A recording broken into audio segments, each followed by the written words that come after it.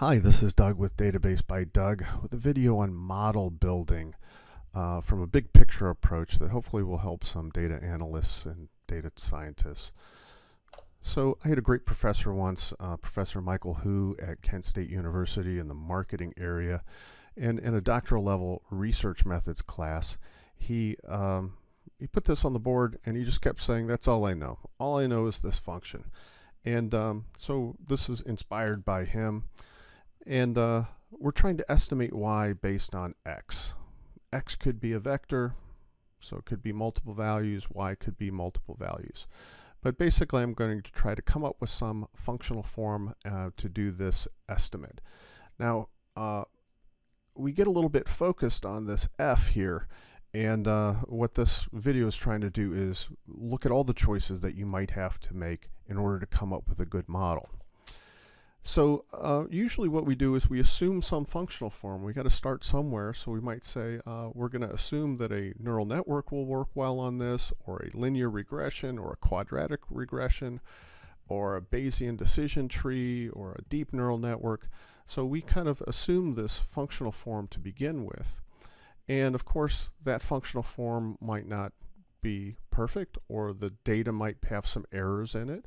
My estimates might have some errors. So basically we put an error term here that we just add up, and we're not going to make any assumptions about the form of those errors. Sometimes people do, but for this discussion there's no assumption that error is any particular form.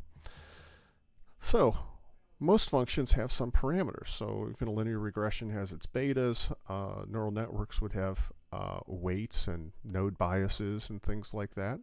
So really my functional form is going to be determined by both the x and the parameters that the function uses. So in order to figure out what those parameters are, we have a set of training data. So this would be data that we treat as facts. So we say, hey, we know that when x equals 7, then y equals 10, and we treat that as a fact. And we have a whole bunch of examples like that, and we try to use those examples to estimate my parameters the best. So really my parameters are dependent on my choice of data. So in effect, what I've done is I've taken the function, I got some data, and I use the function and the data to determine the parameters of the function. But we really don't know what the function is. I mean, is it linear? Is it quadratic? Is it nonlinear? Is it something odd like this 3x squared plus 2 sine x? Well, a common thing that we might do in a traditional sense is, traditional statistics is assume that it's linear. So this would be an example of a linear regression, and my beta 0 and beta 1 would be my parameters.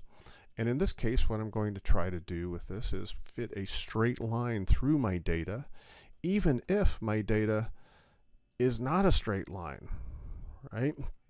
So, but that's a common thing to do. It is common to not choose the correct functional form. So again, P is the estimate of parameter values based on D, and of course, P has to fit in with the functional form. So where could we have made a mistake in this process? Well, if in reality my functional form is off, then I probably won't have a great model.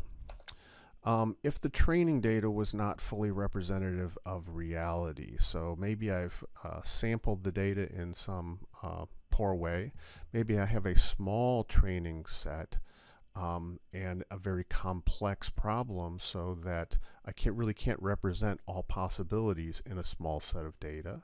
I could have biased in some way my sample. So if I've chosen that training data poorly, I could have not as great a model as I could. Now, in reality, if f is a difficult function, so a linear regression is pretty simple. I can mathematically prove that there's a single best set of parameters for a certain set of data, right? If I'm using something like a neural network or a deep neural network, basically what's going to happen is that it's going to be difficult to make this estimate. And there will be many estimates that look like they are good estimates based on their neighborhood, but based on all the sets of parameters around them, but they're actually not good. So to put it in maybe a simpler manner is that the error surface of the function is very complicated and has multiple local minima, and it's very difficult to find the best set of parameters. So we may just do our training poorly or insufficiently or not as good as we could. And if we haven't done that, then when we use our data and our training to estimate the parameters may not come out as good as they could be. So when we go to estimate some new value of y from a new value of x that we haven't seen before, we could have a poor estimate because of we've chosen the functional form wrong. We have done a poor choice of training choosing our training data, and based on our training method, we could have estimated the parameters poorly. So when we look at model building, basically what we have is that these three choices that we've made are going to determine the model. So I have some functional form, some set of data that was used along with a training method in order to estimate the parameters for the functional form. So my model here is dependent on those three choices. There is no best ahead of time functional or model for all problems. If there were, then data scientists and analysts and statisticians wouldn't have much of much to do. So you really don't know ahead of time. So what do you do?